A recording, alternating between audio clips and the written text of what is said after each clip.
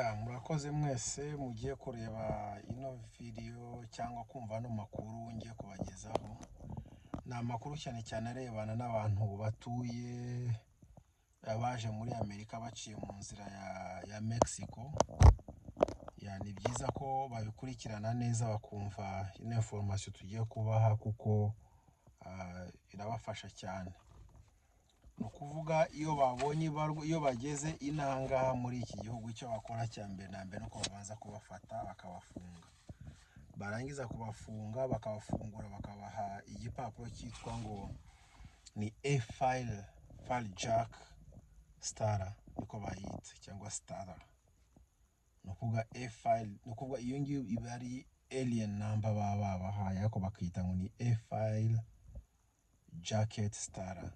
Impamvu bayita gutyo nuko iba ifite amakuru yabo yose, no kuvuga ibyangombwa byabo, amazina, amatariki y'amavuko, byose biba biri kuri iyo form, n'uburyo bagomba gukurikiza dosiye yabo kugira ngo bashobore kumenya neza ibintu uko bikurikirana, bamenye na kote cyangwa urukiko rushobora kubafasha mu gihe bibaye ngombwa. Impamvu nashatse ko tubivugaho ibingiye nuko ni ikibazo abantu benshi bafite kandi benshi ntago bazi ukuntu bakitwaramo. Niyo mpamvu nashatse ko tubiganiraho uyu munsi. Hari ibintu nashizanga bigera kuri 22 gutyo by'ibibazo abantu bagenda bahura nabyo, cyangwa kugira ngo babisobanukirwe neza bagomba kumenya ibyo ari byo. Ni ngombwa ko ubikurikirana neza ko bigufitiye inyungu cyane nimba waraje muri ubu buryo, kuko bishobora no kugufasha kugira ngo ushobore gusobanukirwa n'ukuntu waje muri iki gihugu. Ndagerageza kubivuga mu cyongereza mbivuge no mu kinyarwanda kugira ngo dushobore kubyumva neza. No kuvuga abantu baje muri no nzira yo guca Mexico ni abantu tuzi uko bafite ibibazo bitoroshye. Hari igipapuro babaha, icyo gipapuro nkuko nabivuze kiba gifite icyo bita processing disposition. Kuri icyo gipapuro akantu kambere bavuga ngo processing disposition, hari icyo bita ngo ni NTA bagomba kumenya ko ari notice to appear. No kuvuga bagomba kwitegura uko bagomba kuzagaragara, kuzagenda bakabonana na judge. Niyo mpamvu notice of appear, nuko bagomba kuzabonana n'abashinzwe gukurikirana icyo kibazo cyabo kugira ngo babafasheho. Nuko rero icyambere icyo ni icyambere. Cyakare baravuga ngo you have been arrested and placed in removal proceeding, ni section 236 of EIN of INA, no kuvuga Immigration National Act. Ni itegeko ryo nyine. No kuvuga iyo tegeko ravuga ngo abantu bagomba kuza nyine bagafatwa bagafungwa hanyuma bakabarekura. Impamvu yo kubarekura ni impamvu ki kuba iki babarekuye, kuko bari bafite n'ubushobozi bwo kuvuga ngo reka tubafate tubafunge tubasubize mu bihugu byabo. Ariko impamvu yo kubarekura hano bavuga ngo release to provide you with time to comply with the following condition. Nuko barekuye abo bantu kugira ngo bashobore gucomplyinga cyangwa gukurikirana ibintu bikurikiye. Ndavuga nk'ibintu bitatu ariko n'ibindi byinshi turi bugende twumva. No kuba icyambere icyo ni se report to hearing and interview. No kuvuga bagomba kuripotinga kuri hearing. Kuko iyo babahamagaye muri court uko byagenda kose bagomba kugenda, ni itegeko ko bagomba kugenda. Kandi bavuga ngo icyakabiri ni surrender for removal from the US if so ordered. No kuvuga bagomba kwemera bagaca bugufi nk'igihe byabaye ngombwa ko basubiza mu bihugu byabo cyangwa basubiza aho bavuye, bagomba kubyemera batagoranye. Niko gusarenda. Bivuga surrender no kuvuga ukemera kugira ngo bashobora gusubiza aho waje uturuka. Icya gatatu ni they must report in person. Kuko mugomba kujya aho ngaho kuri icyo gipapuro babahaye aho mugomba kuripotinga. Mugomba kujya in person. Kuvuga mugomba kujyayo mwijyanye no kuvuga hariho icyo bita in person cyangwa in writing. No kuvuga mu kwandika ushaka kuripotinga mu nyandiko cyangwa ukajyaho wowe wenyine bwite. Ahangaha barashaka ko bazageraho bonyine bwite. Ikindi rero nshaka kubabwira cyo cya gatatu, ngo you must not change your place of residence without first securing written permission from immigration listed above. No kuvuga ntabwo ushobora guhindura address. Birabujijwe ko uhindura address ugira aho ujya utabimenyesheje ya office ya immigration bakubwiye ko ugomba kuzaripotinga. Niyo ugomba kubamenyesha uko ugiye kwimuka, kandi kutabikora gutyo ni ikibazo. You must not violate any local, state or federal law. Hano baravuga ngo ntabwo ugomba kwangiza itegeko iryo ari ryo ryose, haba itegeko riri local twavuga wenda nka city urimo, cyangwa ya states. Ntabwo ugomba kwangiza itegeko riri local cyangwa irya state cyangwa irya federal law. Nta kosa ugomba gukora. Muri make nta kosa nari mugomba gukora, ko uko zikosa urumva byaba bigiye kuba ikibazo gikomeye cyane. You must assist the Department of Homeland Security to obtain any travel documents. No kuvuga hari aho ugomba gusinya ngo bigaragaza yuko ugomba gukorana n'ino Department of Homeland Security. No kuvuga ni ya immigration, ni program ishinzwe abinjira n'abasohoka.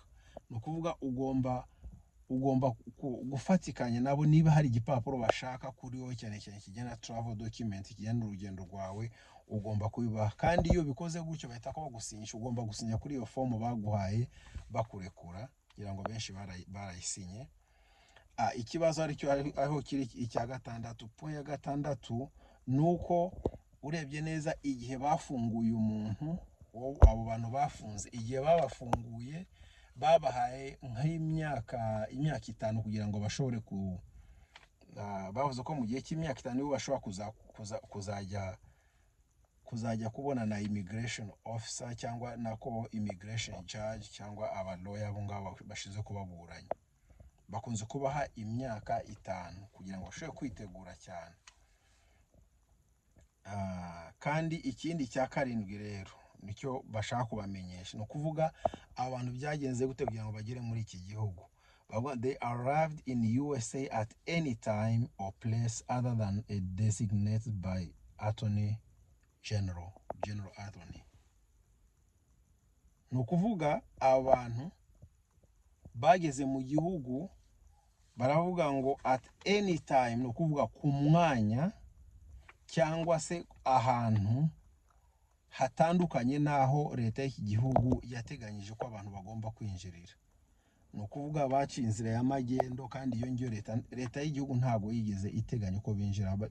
Baravuga ngo ni Attorney General, ntabwo yigeze ateganya ibyo ngibyo. No kuvuga binjiye mu gihugu mu buryo butemewe n'amategeko. Icya 8 ni kijyanye na interview cyangwa interview.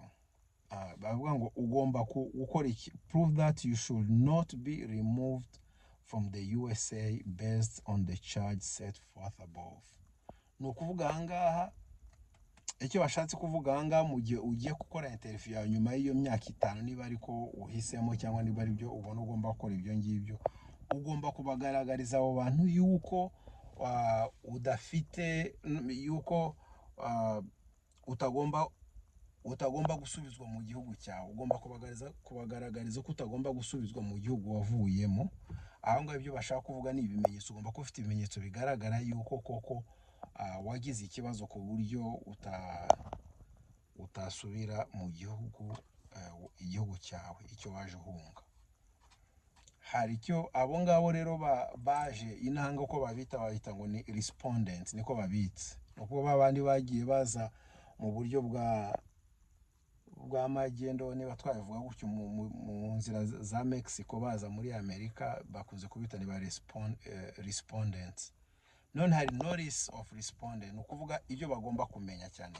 No po ya cyenda iyo ngiye baravuga ngo any statement you make may be used against you for removal proceeding. No kuvuga ibyo uvuga byose, ibyo uzavuga byose mbere ya judge, mbere ya immigration judge bashobora kubikoresha kugira ngo bashobora kubikoresha mu buryo bwo kugira ngo bagusubize aho wavuye, mu gihugu wavuyemo.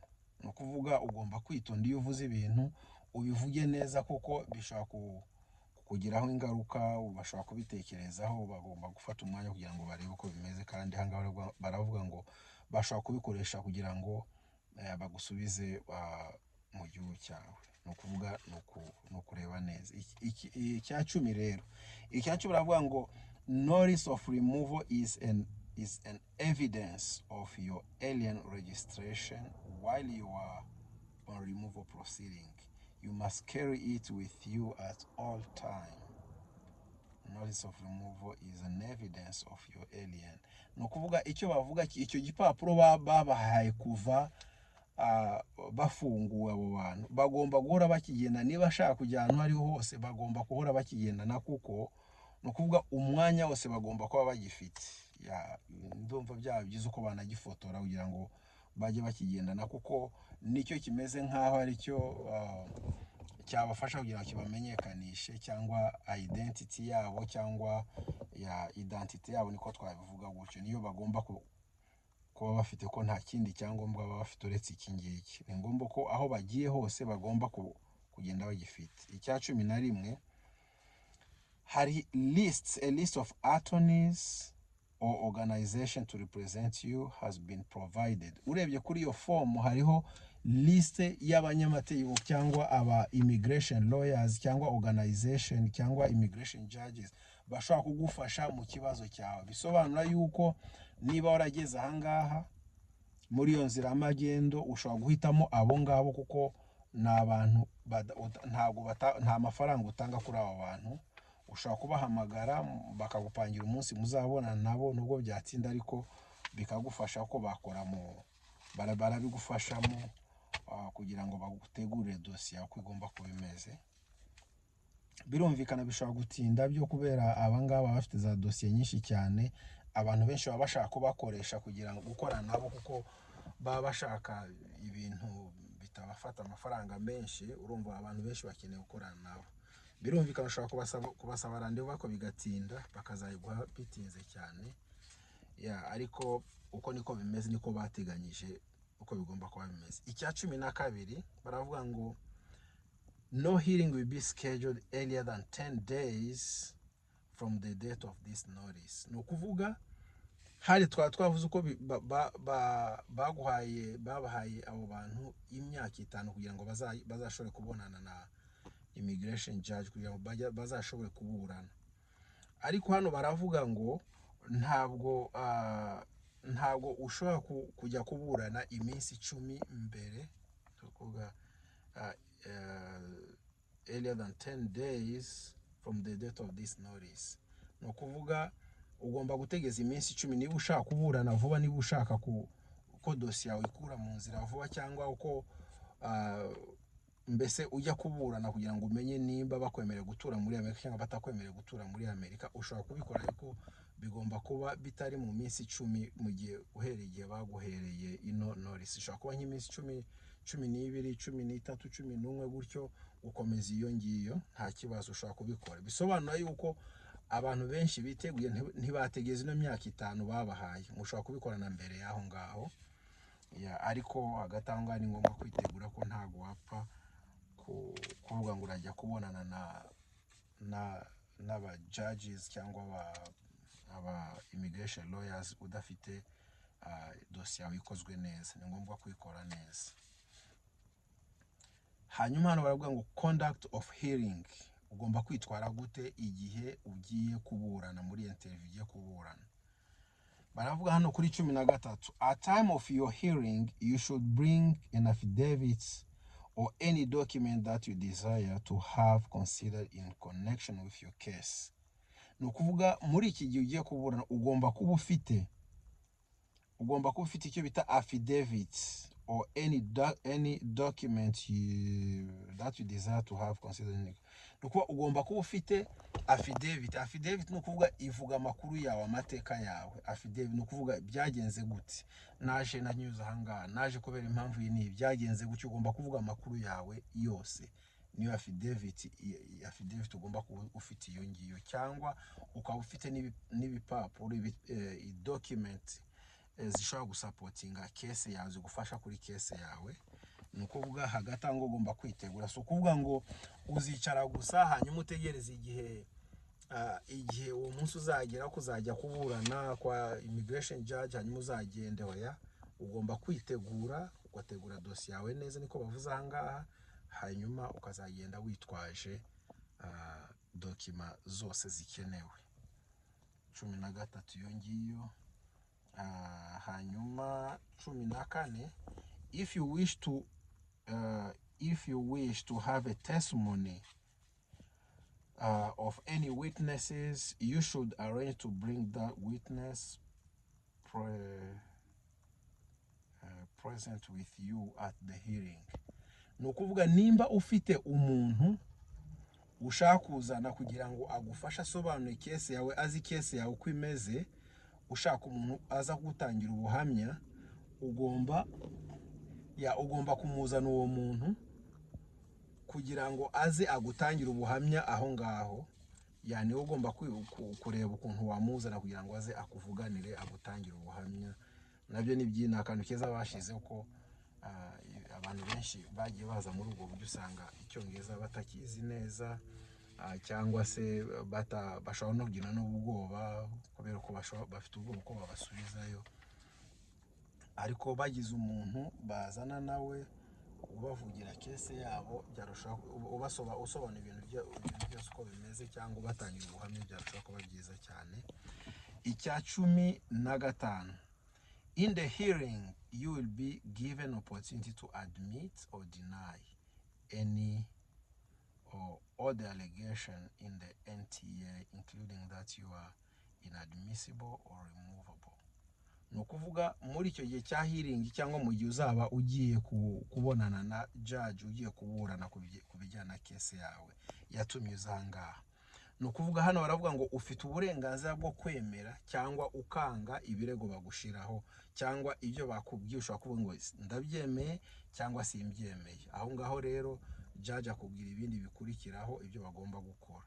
Icya 16 baravuga ngo you have the right to appeal an adverse decision by the judge. Ni ukuvuga ufite uburenganzira bwo gukora appeal cyangwa kujurira. Ushobora kujurira icyemezo cyafashwe na judge, ushobora kucyanga ukavuga ngo hoya ibi ndumva bitagenze neza, ubwo judge yakubwira uko bigomba kuba bimeze.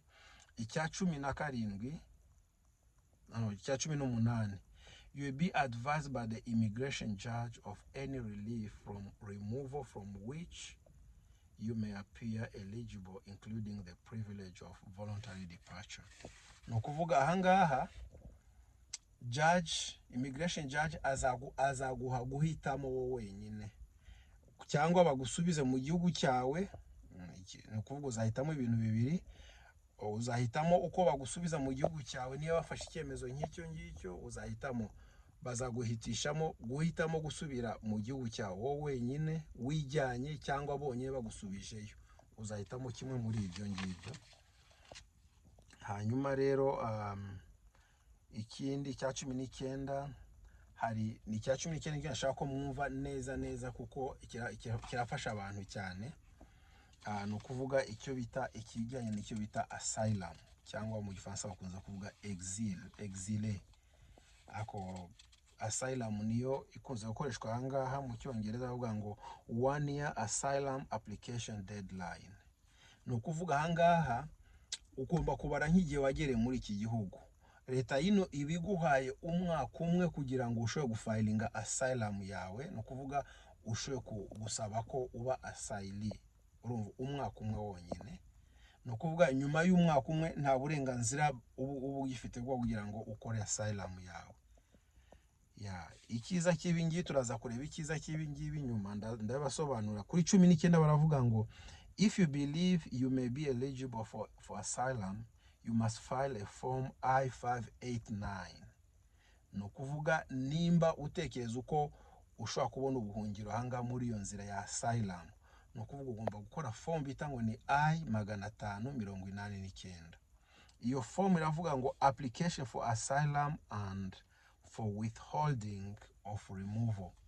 Sinzi niba mubyumva neza kuvuga withholding of removal no kuvuga ikababuza, no kuvuga ino form no kuvuga ni application yo kugira ngo ushobore kuguma muri iki gihugu, kandi ino application ibuza leta y'inahanga kugira ngo itagusubiza mu gihugu wavuyemo, kuko baravuga withholding of removal no kuvuga iragufasha, irafasha donc ni no kuvuga hangaha biragufasha kugira ngo udasubizwa mu gihugu cyawe, kuko ukimara kuza ino form ugakora na affidavit of support ino form tuvuza ngaha yitwa I-589.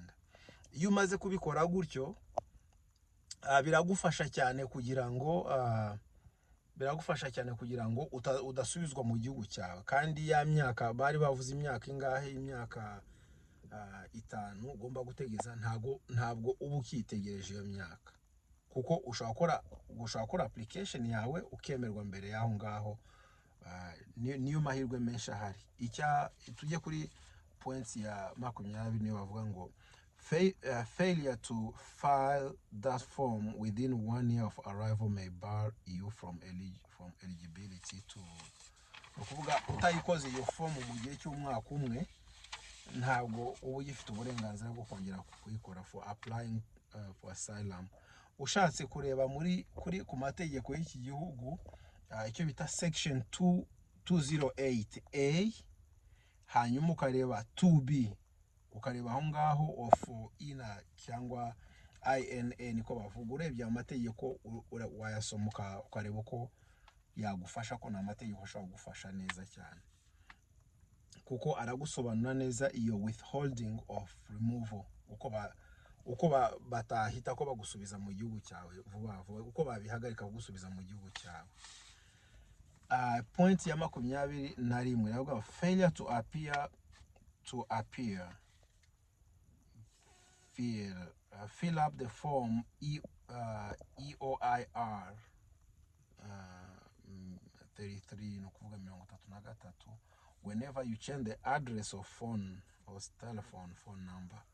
If you fail to attend the hearing at the time and place designated on the notice, a removal order may be made by the immigration judge in your absence, and you may be arrested by the DHS. No kuvuga hano bavuga ngo niba ushaka kwimuka hari form ugomba kuzuza yitwa ngo ni EOIR cyangwa AOER -33. Iyo form ugomba kuyuzuza niba ushaka guhindura adresse cyangwa wahinduye telefone. Bisobanura ko na telefone ntagomba kuyihindura, kandi kwa kundi twavuze mbere igomba kubiri approved, igomba kwemerwa na ya office bakoherejeho mbere yuko wimuka. Icyo nababwira nga nuko kwimuka so kuvuga ngo uvuye muri state ujye mu yindi state waya. Ibyo nayo birimo. Uvuye mu yindi state ujya mu yindi state uko no kwimuka nibyo, ariko hari no kwimuka uva mu nzu ujya mu yindi nzu. Iyo uvuye mu nzu ujya mu yindi nzu ugomba kuzuza ino form. So kuvuga no kuva muri state gusa ujya mu yindi state, no, ntabwo ari gutyo gusa. Kwimuka no kuva kuri address wahaye immigration igihe bagufunga ukajya ku yindi address, kandi address igenda zihinduka. Nubwo yaba ari apartment ukava kuri apartment A ukajya kuri apartment B, ari apartment complex imwe, ibyo ngibyo no kwimuka ugomba kubimenyesha. Ikindi bavuzanga nuko iyo utabimenyesheje abo ngabo babishinzwe, ibyo ni ikosa rishobora gutuma bagukurikirana cyangwa baguhana bagusubiza mu gihugu cyawe. Ukuvuga ni ngomba kubyitondera. Hanyuma hagati aho ngaho hari icyo bandika, iyo banditse ngo request for prompt hearing. There is a form to sign. Ari form ugomba gusinya niba ushaka ko bagufasha. Kwa kundi twavuze mbere, nimba ugomba gutegeza iminsi 10, nyuma y'iminsi 10 nibwo ushobora gukora hearing cyangwa ushobora kuburana. Ubishatse wabikora gutyo, ariko cyane kuba biteguye neza ushobora kubikora gutyo nyuma y'iminsi 10. Ariko niba wiyemeje kubikora gutyo nyuma y'iminsi 10, ushobora gusinya kuri kino gipapuro, ugomba gusinya kuri fomu baguhaye iriya twavuze ngo ni FR jacket star.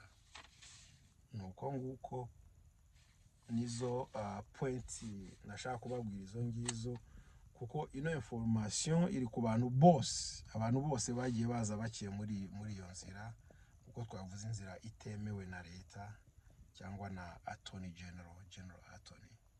Nuko bimeze rero, icyo nabwiye nuko mugerageze murebe uko mwakurikirana ibintu neza, ntimugire ikibazo icyo ari cyo cyose.